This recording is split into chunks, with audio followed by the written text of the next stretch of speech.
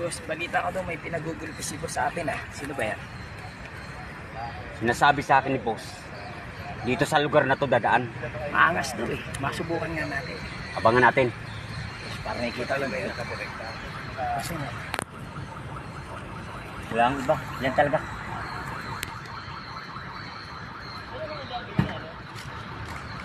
Sige, tapos na kayo dyan.